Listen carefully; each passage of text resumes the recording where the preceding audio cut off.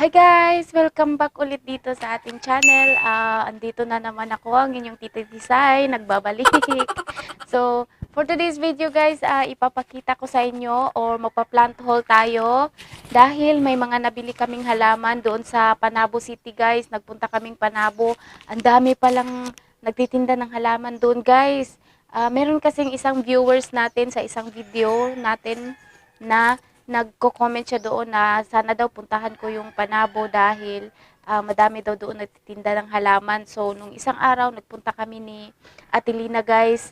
So, ang dami pala doon guys. Tapos, madami akong nakikitang mga magandang halaman. May mga rare na halaman doon guys na hindi masyadong mahal. Meron nga ako nakita doon na Birkins na 1,300 lang. Tapos may Monstera Deliciosa na 1,500 lang ata yun, 1,800. So, hindi sila medyo mahal doon guys. Kaya lang, hindi tayo nakabili ng ganun na mga halaman dahil hindi pa kaya sa bulsa natin. So, yung mga nabili namin, yung mga kaya lang sa bulsa namin guys. So, ipapakita ko yung mga nabili ko sa inyo. So, bago ko ipakita yon, may nakakilala kasi doon sa akin. Nagtitinda sila doon. Shout out pala sa Cubero and Pintasan family. Yung pwesto nila guys,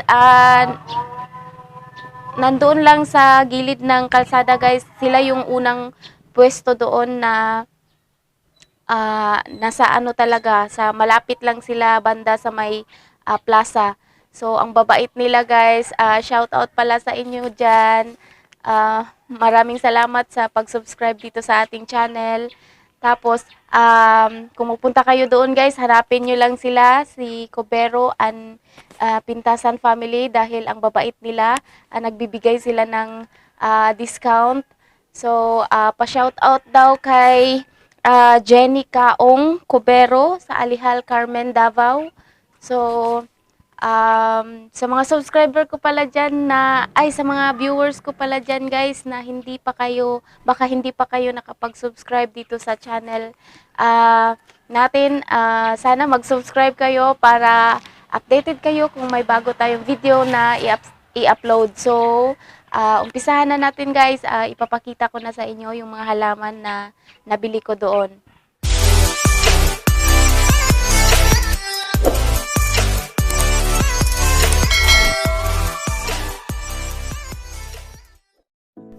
So, ang unang halaman na ipapakita ko sa inyo guys ay itong si kumintang na hanging guys. Tingnan nyo, ang ganda ng kulay guys. So, may pagka peach ang kulay niya.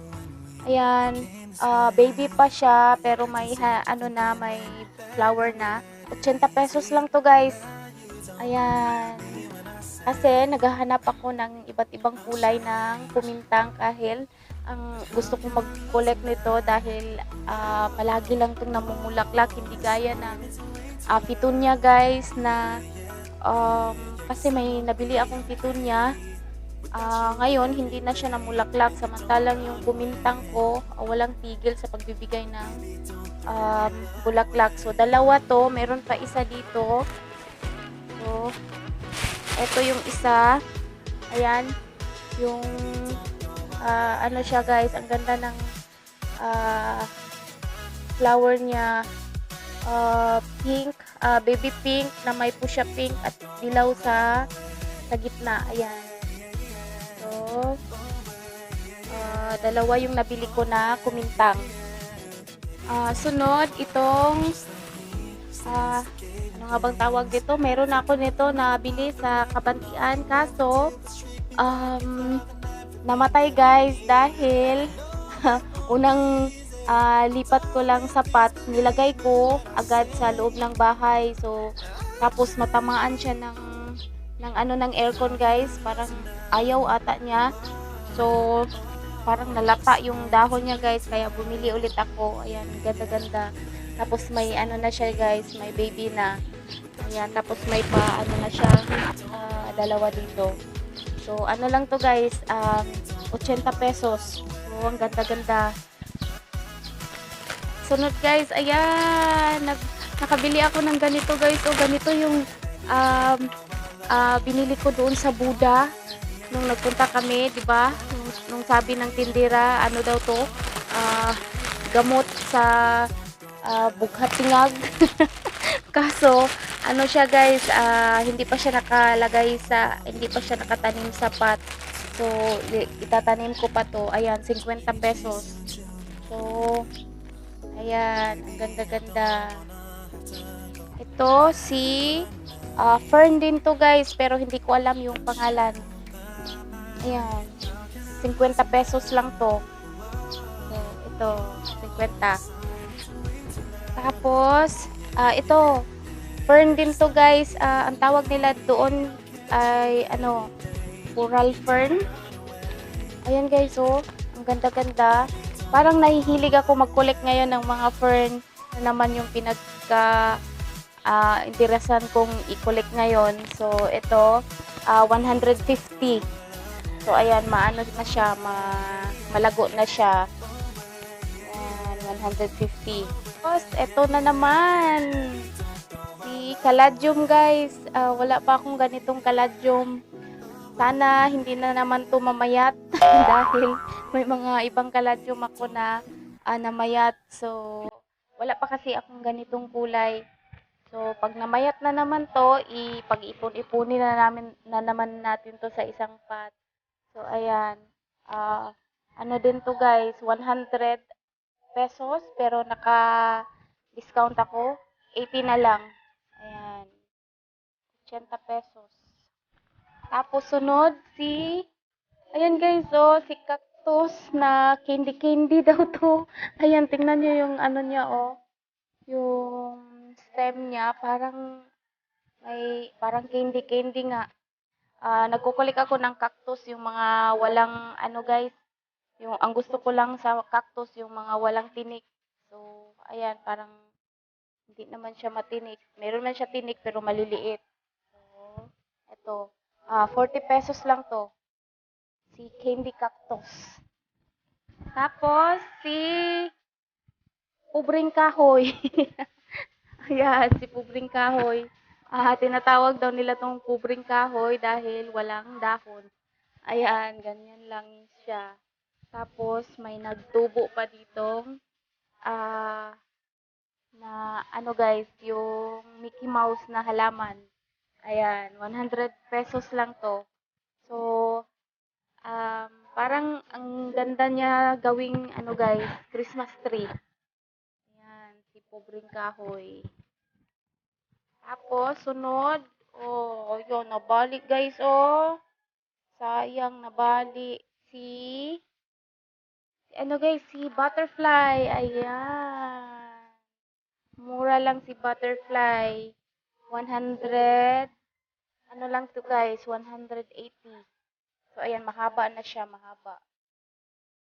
Ayan, kaso, nabali. Putulin ko lang siguro to, baka mabuhay pa to. Ayan, si butterfly. May nabili akong butterfly doon sa Santa Cruz, kaso, green yun. Ito kasi, ibang kulay. Ayan, pagka-pink, maroon.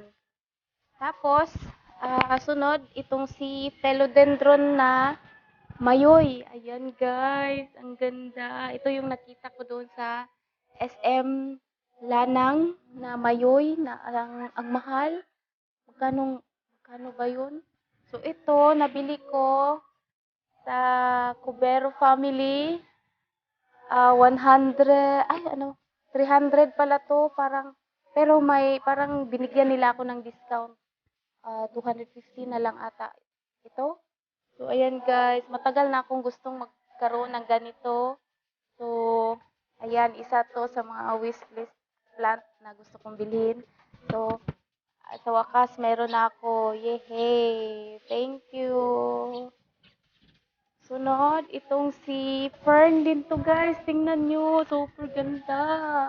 Ayan, tingnan nyo yung dahon niya guys. Puti. Ayan, hindi ko alam kung anong pangalan ng fern na to guys, pero hindi ko alam kung klaro sa camera, pero tingnan nyo guys,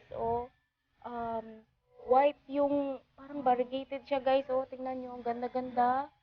Ayan, sobrang ganda, 100 pesos tapos na tawaran ko pa 'to ng 80. Ayan, 80 pesos sa lahat ng, nabili ko guys, ito yung pinaka-favorite ko. Ayan, ganda-ganda ng kulay niya guys, oh.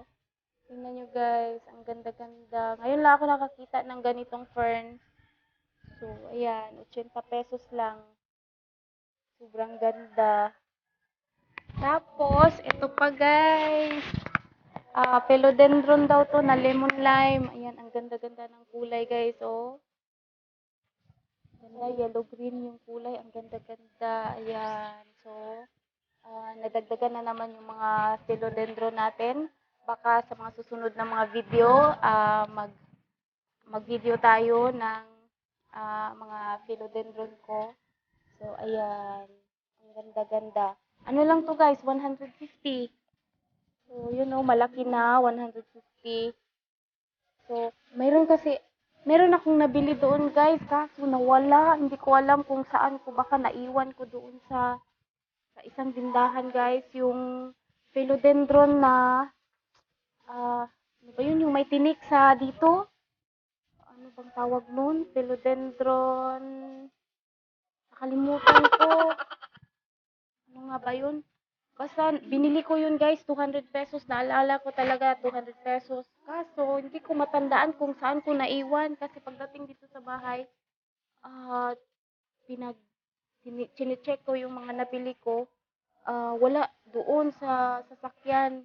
Siguro naiwan ko doon sa, hindi ko alam kung saan ko naiwan, kung nakuha ko ba yun doon sa binilhan ko. So, sayang din yung 200 pesos. Ano bang pangalan nun? Yung may philodendron daw yun guys na yung may parang may tinik dito sa ano niya, may tinik-tinik.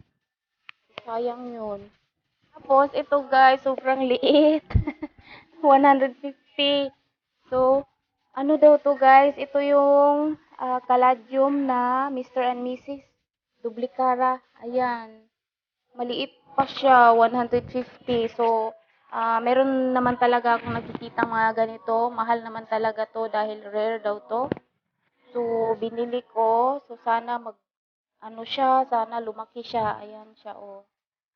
So, eto.